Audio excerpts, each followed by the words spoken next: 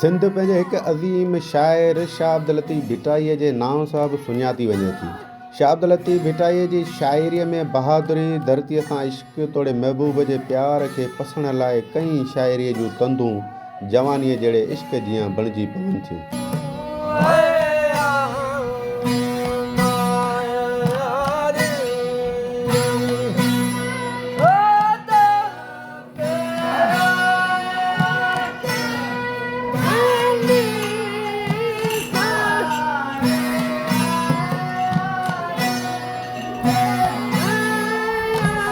कराड़ डंड जी कंधीअ ते उन अज़ीम शाइर जी आख़िरी आरामगाह आहे जंहिं सॼे आलम खे आबाद थियण जी दुआ सां गॾु सिंध में सुकार थियण जी दुआऊं पिणु घुरियूं हुयूं।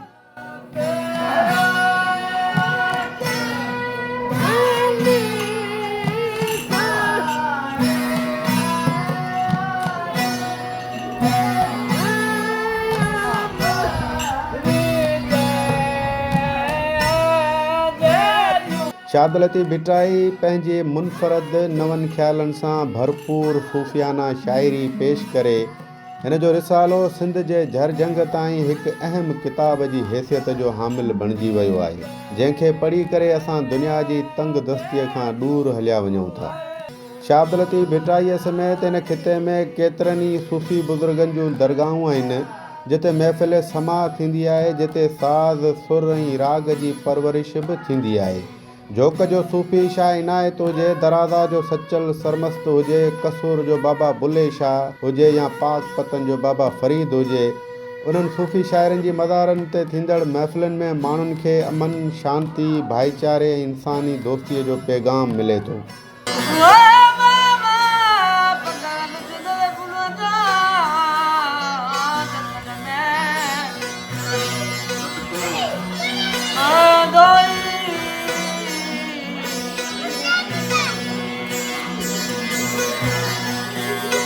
बिटशाह में शाह अब्दुल लतीफ़ जी मज़ार ते मूंखे अॼु तंबूरे जी तारनि सां आलाप पैदा कंदड़ शाह लतीफ़ जे उन्हनि फ़क़ीरनि सां मिलणो हो जेके सालनि खां पंहिंजे आवाज़ जे जादूअ सां भिटाई सरकार जे पैगाम खे फैलाइण सां गॾु दरगाह जी रौनक बणियल आहिनि।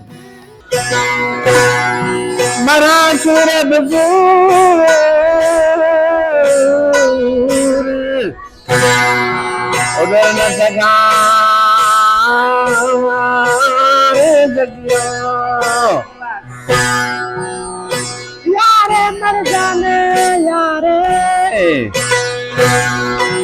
अरे वो जाने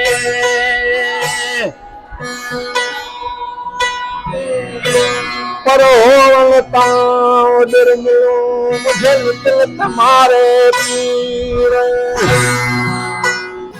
शाह अब्दुल लतीफ़ भिटाईअ जी दरगाह जिते हर तरफ़ सूंहं जा नक्शा आहिनि, ख़ूबसूरत बाज़ारूं, हिते हथ जे हुनर जा स्टॉल, सक़ाफ़ती चिट सालीअ सां जुड़ियल ख़ूबसूरत शयूं, खाधे पीते समेत हिक ॿिए लाइ भिटाईअ जी दरगाह तां सूखड़ीअ तौरु किशमिश, तूत, अछी मिठाई ऐं ॿिया तोहफ़ा ॾियण तोड़े वठण वारी दस्तकारीअ जूं शयूं ॾिसी ॼण त हिकु निज सक़ाफ़ती मेलो नज़र अचे थो।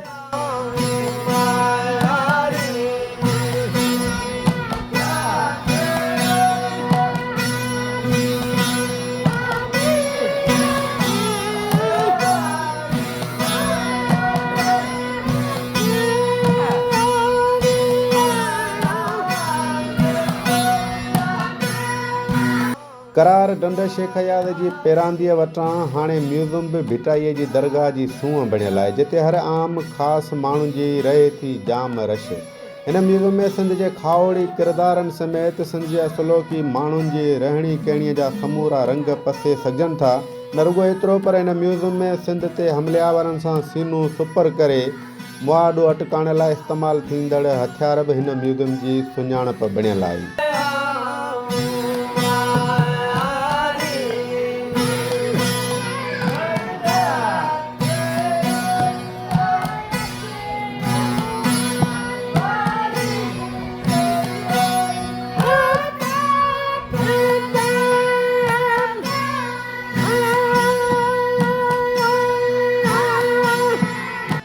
शाह शहादत लतीफ़ भिटाईअ जो पैगाम प्यार अमन मोहबत भाईचारे सां गॾु इन्हीअ दुआ सां आहे त आलम सभु आबाद करी। कैमरा टीम सां गॾु धणी बख़्श बारी जो सिंध अफेयर डिजिटल भिटाईअ जी दरगाह।